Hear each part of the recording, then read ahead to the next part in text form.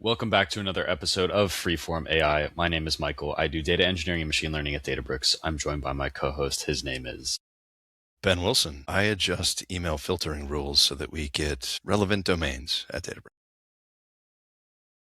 Today, we're going to be talking about impact. This is something that I've been thinking about a lot recently, over the weekend specifically. And the impetus is the following. So about 3 years ago, I started working on this thing called Databricks for Good. At the time, it didn't have a name, but the rationale was I just wanted to work with nonprofits. I had seen the amazing power that the Databricks platform has, and also the amazing level of intelligence and capabilities that the employees also have. And we apply this to a lot of for-profit big companies, and nothing wrong with that. But sometimes you want to feel a little bit more meaning and purpose in your job. So I started working with a nonprofit that I had been working with prior to joining Databricks, built some stuff for them, and then did a few other iterations. And 2 to 3 years later, this is now an official program. We are currently trying to hire someone. It's been a little wonky, but we've done about 6 to 8 projects. It's going to be mentioned at Data and AI Summit in some very real ways. We have 2 expo booths. Expo booths are basically on the expo hall. There's a bunch of areas where people can sort of showcase their product, chat. It's massive and kind of mind-boggling how big of a space it is. And we're going to have 2 booths there. And it's sort of time to look back and celebrate the win and realize that the amount of work and risks that I've put in have paid off, and it feels good. That said, per any human psychology, once you complete something, you look for the next thing, and that never ends. And so we could talk about that for 7 episodes, but taking a step back, Ben and I were chatting for an hour now prior to kicking off this recording. We were talking about impact. So this ties into the concept of legacy. We're all going to die one day. So when you look back, what do you want to have done? And then also, while you're alive, what processes do you want to sort of adhere to so that you enjoy it? So Ben, I'm curious, how, just starting from the basics, and a very easy question, how do you measure the impact of your life? I think for me, it's always been kind of in the back of my mind, even when I was like in high school. I was always like asking myself that question, like, what do I want to do with my life? And based on decisions that I made over several decades, almost 30 years now since that time, I think anybody from the outside looking in and be like, yeah, dude, you didn't have anything figured out. Look at all the weird stuff that you've done. And I got that at the team offsite this past week, yet again, from other people like, dude, you've had like such weird like work history. Do you mind giving, I know 60-second summaries maybe not are not your forte, but do you mind just running through a couple weird things you've done? Yeah, man, like nuclear engineering, like operating nuclear reactors in the Navy, moving from that to doing drug interdiction ops in the Navy, and then moving from that to learning how to drive tugboats and then be a communications officer, all within a span of like almost 11 years. And then doing process engineering for effectively like Warner Music Group, like Blu-ray technology, and then moving to LED manufacturing and learning how to like grow stuff in a reactor. And then doing yield analysis at Samsung for like iPhone chips. And then working for a fashion company as like a data scientist, and then getting picked up at Databricks, being like working in the post sales field with ETL, which I'd never really done at scale before, and then moving over to engineering and working on ML Flow, and now finally here in AIFDE working on this Lemma project with some really smart people. Yeah, so what the hell is the common thread? And are you working towards this amazing revelation you're going to have on your deathbed where you're like, my career was good and my life was good and I impacted the right people? Or is that not how you think about it? That's not how I thought about it then, and not how I think about it now. I just followed the thread of curiosity. And at each of those jobs that I was working at, I noticed the pattern, and it wasn't like, oh, it just hit me all of a sudden. I just knew when I was at a place where the curiosity started to dry up, like the well was running dry, where in the pursuit of mastery of stuff, that's what I was focused on. I was like, I want to like understand all of these systems. I want to understand the process. This is super complex, and like there's always something to learn. And it always towards the end just started to feel boring to me. Like I have no, like, I don't see a way that I'm going to continue to learn new things and develop new skills if I'm just stuck at this company or in this industry. It feels more like maintenance. And I know that a lot of people seek that out. That's very comfortable for them. And I have no problem with people that are like that. I'm just like, more power to you. Like you're comfortable. You're really good at what you do. You feel safe and like valued at your place of business. Like, cool. That's just not me, like at all. At any of those jobs that I was doing, I'm like, I'm not like the best person here, but I'm certainly not an idiot with this. And I can do the thing that needs to get done fairly well. But I'd ask questions like, why is this how it is? And I found out I know the answer, or I figured it out a year ago. And then start asking more questions, like following the thread down to understand from first principles thinking, like, why does this behave this way? And being able to apply those learnings in that job, nothing was a mystery anymore. So I'm like, this is so boring.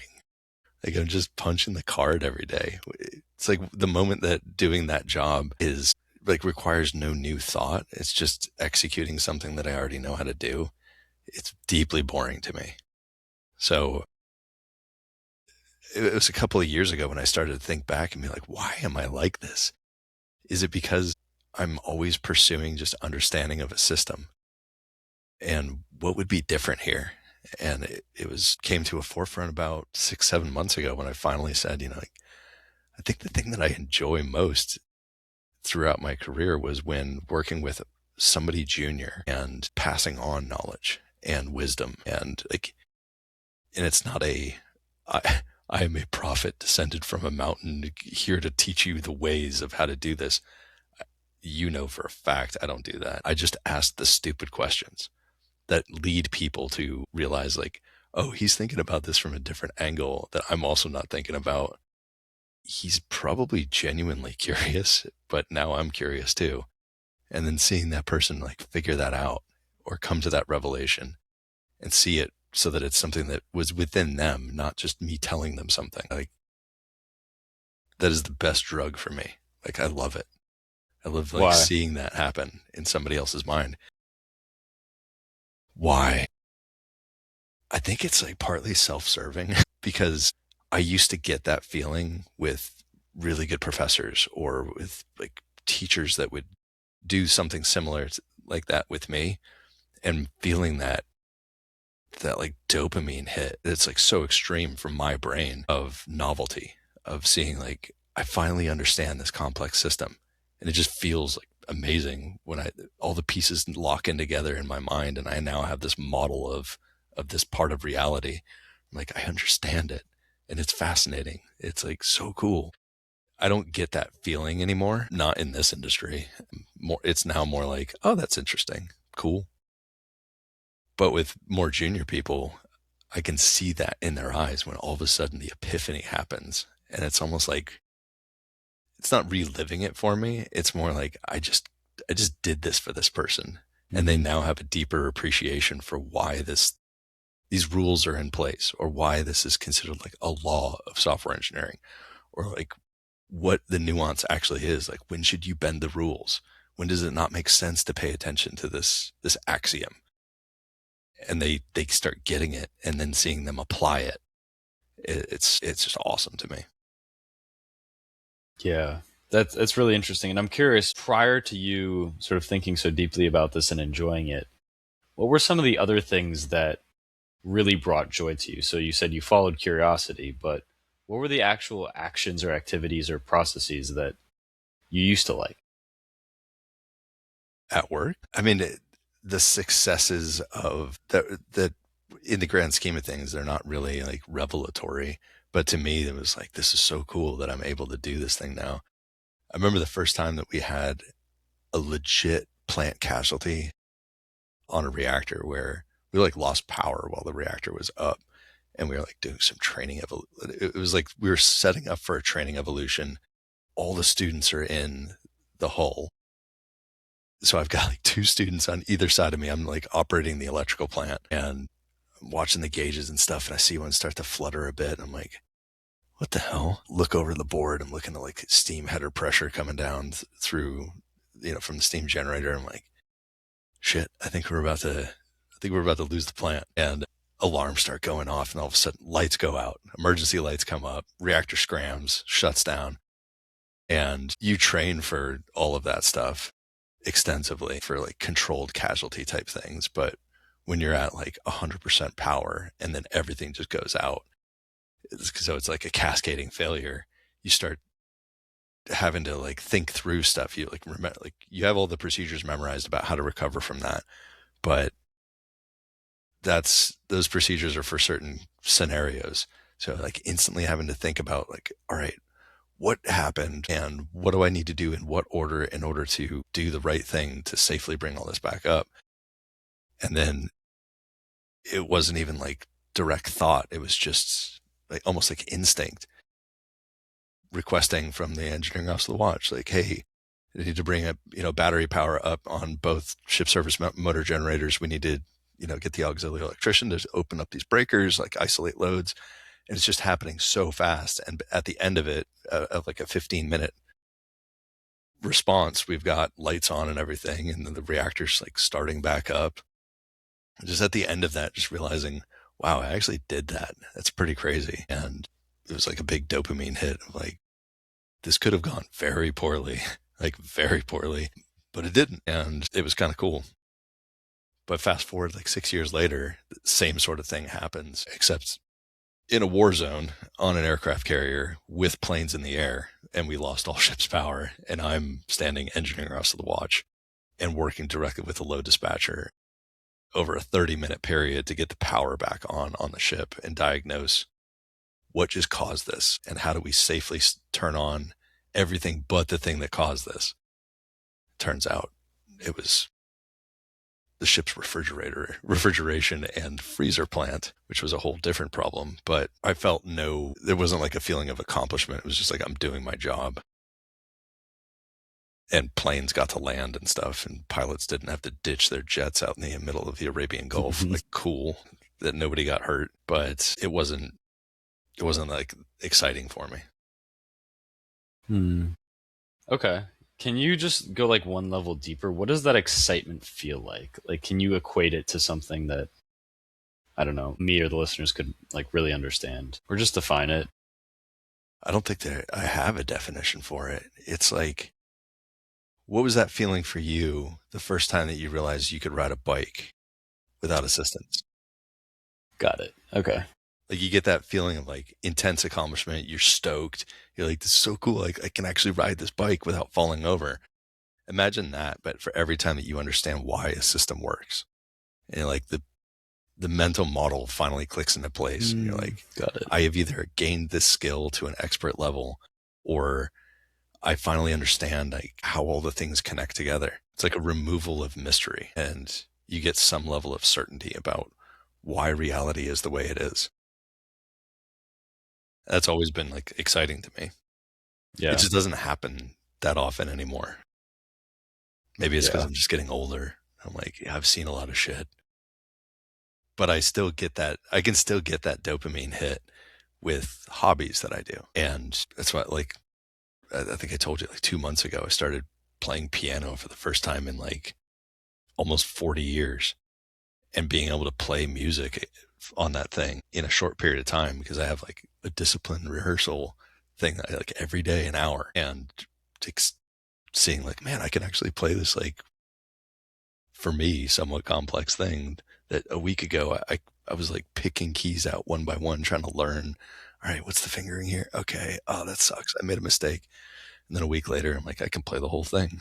It's like pretty cool. So my pursuits now are, and I've learned this about myself, uh, the hobbies that I choose to pursue now are things that there is no end of mastery. There's no concept of you can learn everything you can about this and it becomes boring. There's always something more you can learn. There's no end game. And I think music is like that, which is why I've always played music throughout my life. Writing is like that. Photography is like that. These are all things that I like to do. I have so many thoughts. Okay, cool.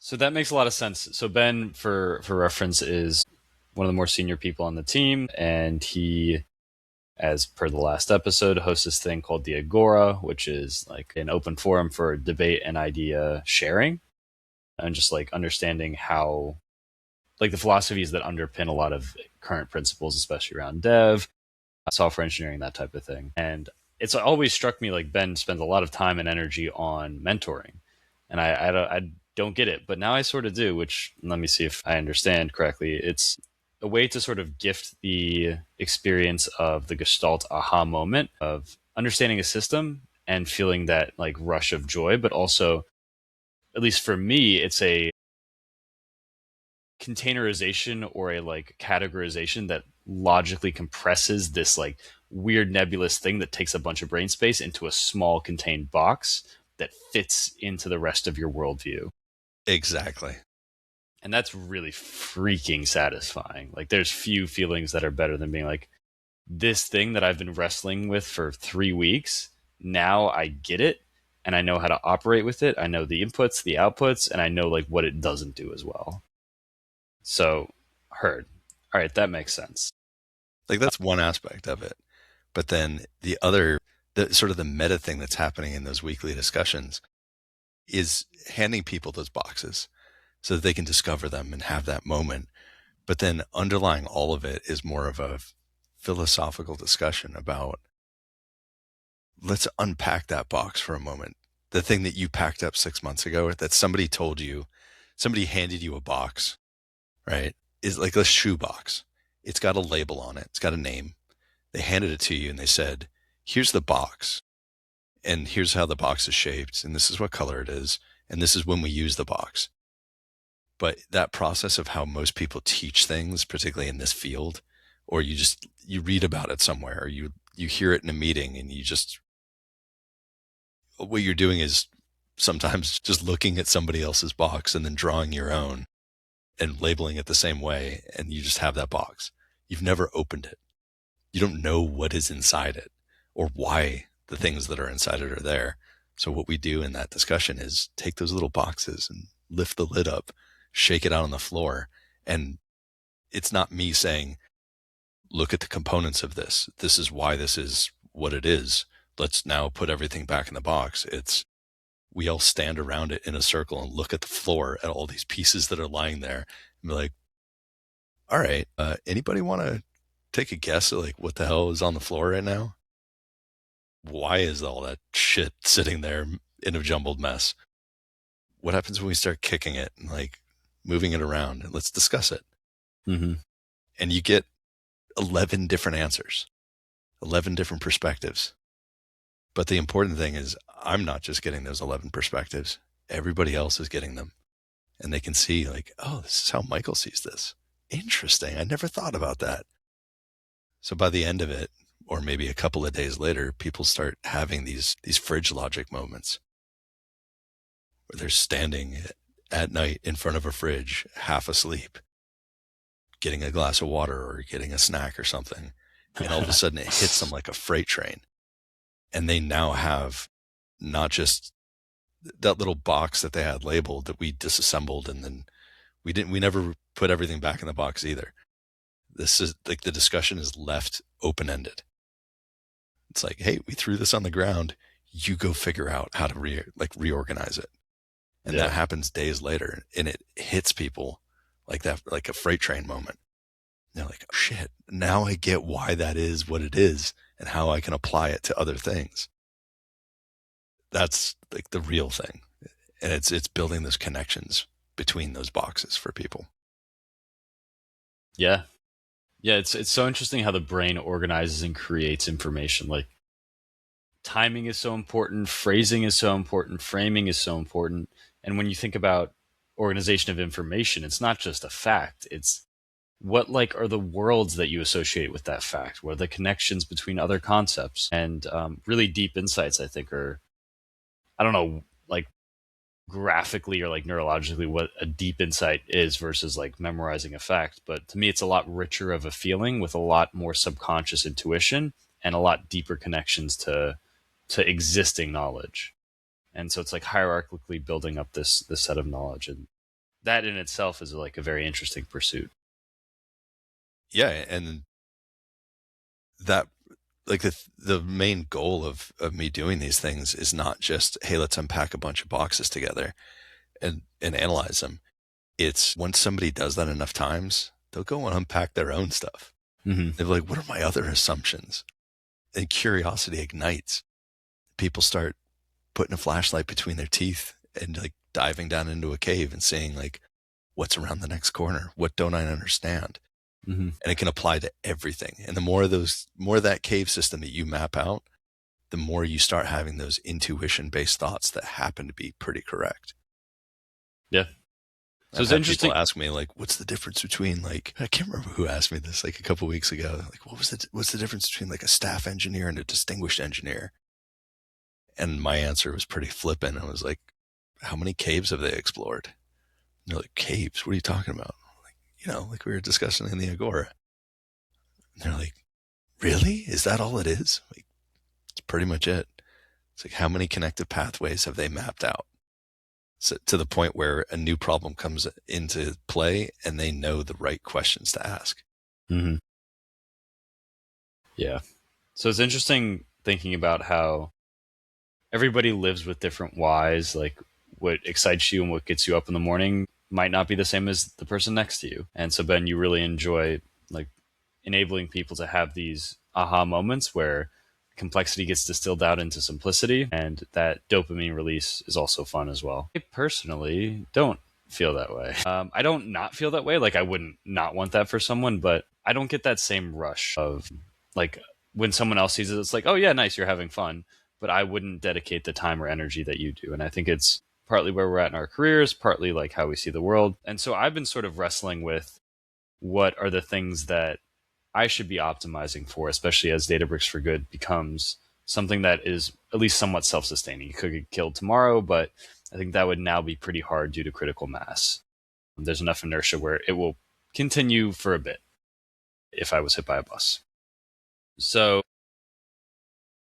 with that, I'm going to bring up a story that has been super formative for me. Last Data and AI Summit, I was speaking with Joan LaRovere, who's the founder of Virtue Foundation, chief medical officer at Boston Children's, like the most esteemed medical career you can basically have. And after one of our talks, we went up and like the team had like a little glass of wine, and we were chatting about this story of threading the needle between power and purpose. At least that was my takeaway. So she does a lot of mission trips, and one of the mission trips was based out of London, and she does pediatric intensive care, so surgery, like life-changing surgeries on kids. It's heavy shit. And a kid came to her with his mom, had burns all over his body, and was basically an inch away from his life, and they tried to operate and were not able to save his life. And afterwards, the mother thanked Joan profusely at giving her an opportunity to maybe make her son live. And Joan, like, had in that moment had a realization that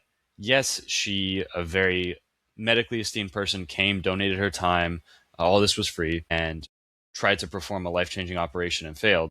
But she came and gave this exchange of services, and it seems like it's one direction, but actually there is a exchange back of the ability to feel altruistic and the ability to have meaning and the ability to save lives and like feel small, feel connected to humanity, all these like amazing things that money literally cannot buy. Like you can't pay for that feeling. And as soon as she said that, and that it was like in such a quantifiable way, I that really clicked for me. And it's like, yeah, on the one side, power is like, all right, promotion money, how much influence you have, like how well you're liked, personal brand, blah, blah, blah. There's so much infrastructure around building that.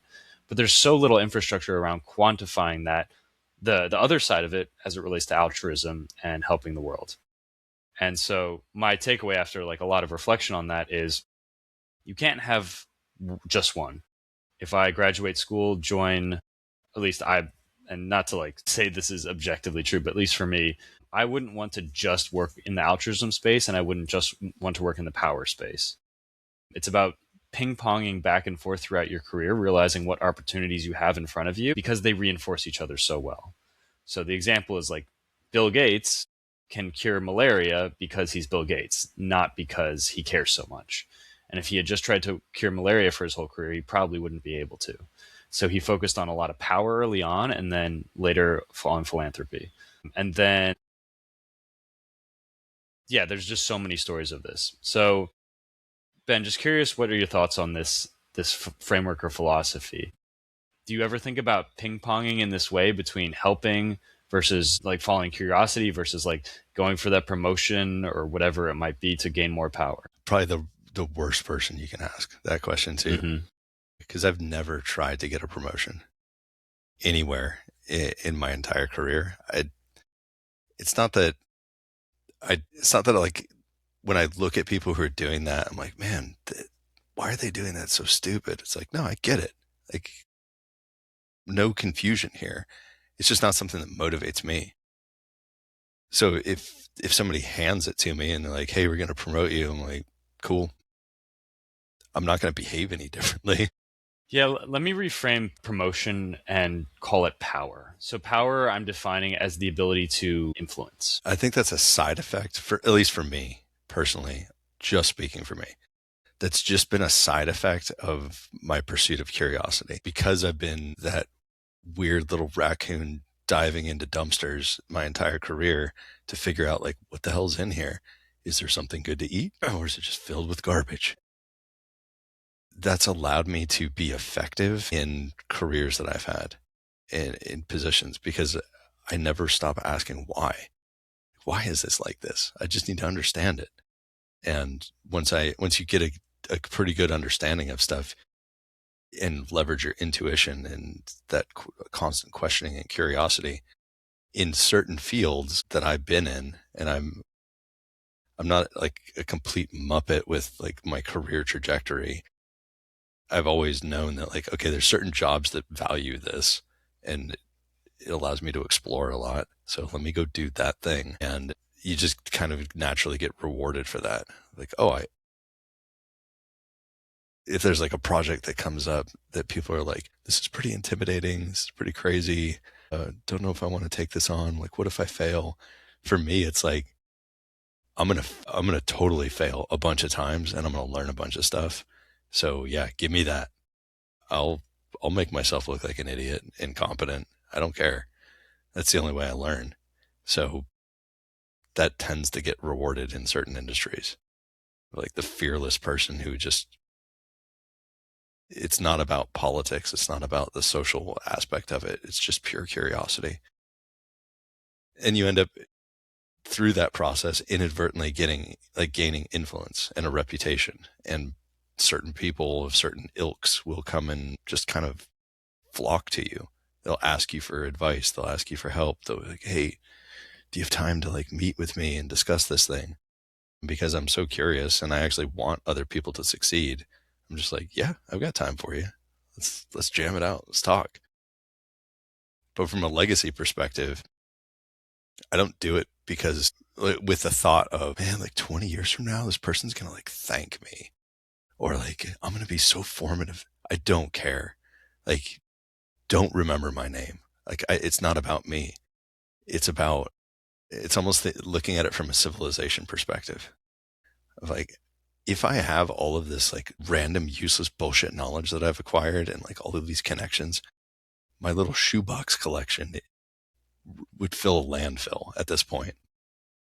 If I can help other people see this stuff and like understand how to do this, what's the compounding effect on us as a species? It's not going to be like, oh my God, I'm going to change the world. It's like, no, but in a measure of locality, I can make some people some like pretty dangerous humans in this respect of like, they can build shit. Mm-hmm. And that is legacy to me. It's probably similar to like how a teacher sees it. Do you think you have to have achieved a sufficient level of success to be able to do this? Well, yeah, if I was just like an incompetent clown who couldn't do anything with software, then yeah, people would be like, oh, that's that old dude. He sucks at life. Like, why is he here? I mean, if you're incompetent at what you're doing, yeah, maybe people aren't going to want to hear from you about your thoughts on things. But if you're genuinely curious and you're willing to say at any moment, like, I have no idea. I'm going to go find out. Or Mm-hmm. you bring up an excellent point. You have now changed my worldview because I wasn't aware of this data point. If you're open like that, and I'd say with some amount of confidence, I'm kind of like that with regards to like, never thought about that. That's cool. Good point. Now updating my own mental map. So I think people are like the undiscovered country for me. Like everybody's so unique. Everybody I interact with, when you work tightly with somebody on a technical problem, it's not about just shipping the code. For me, at least, that's part of it. Like I don't want to work on like useless stuff where nobody gains any utility from it. But I also like thoroughly enjoy just seeing how another person sees a problem. I learn way more doing that than I do like banging my head against like solving a technical problem. Interesting. All right. Well, this is a little bit of an early one, but I am at fucking saturation and cannot take anymore. So I think we should just wrap this. But do you have any closing thoughts on this topic? I mean, I have tons of thoughts, but one thing that we did say before we were recording about how an effective team can be composed and about different roles that people are fascinated with or that drive them. I think it's super critical if you're going to be constructing a team of people, particularly at the senior level, like the most senior people and most influential people, having a mix of priorities of people where you have like, hey, Michael, you're like the architect dude who's about product. Like we shouldn't be building stuff that doesn't have a use. We should make sure that we're making sure that the quality is high. We need to like metrics. We need to evaluate this stuff. Having that as one pillar, and then there's another pillar that's sitting over in the corner, a little raccoon with a freaking flashlight in his mouth, who's just like, all right, junior people, let's deeply understand this stuff. And then you have another pillar that's focused on like, what is our velocity? Like, what are we shipping at what time? That's how you build effective, like senior IC, kind of like a guild. And I don't always see that in teams. Sometimes it's just one person who's trying to wear too many hats at one time. It just doesn't work out. If you're worried about all three of those things, you're not going to do any of them well. And the one that's going to dominate is going to be the one that the business cares about, which is velocity. That one always comes first. And then they'll default to like the second one as time permits, and they just don't do the third one, the one that's like mentoring. Interesting. Okay. Because that was my initial response was like, oh, just get someone to do all of them. Even people who are good at all of them, which I don't know. I've never met anybody who's good at all three or who enjoys doing all three. Because it's almost like different wiring in brains. Like what do you care about most? And all three are critically important. So the possibility that you can have one person that's going to do all three, it's like, it just doesn't work. Heard. All right. Well, I will summarize, and I like two thirds of the way through the episode, I just sort of gave up on taking notes. So I have 1 point. My 1 point is follow the thread of curiosity. That's a good quote. Yeah, I like it as well. All right. Anything else? Cool. Until next time, it's been Michael Burke and my co-host. Ben Wilson. And have a good day, everyone. We'll catch you next time.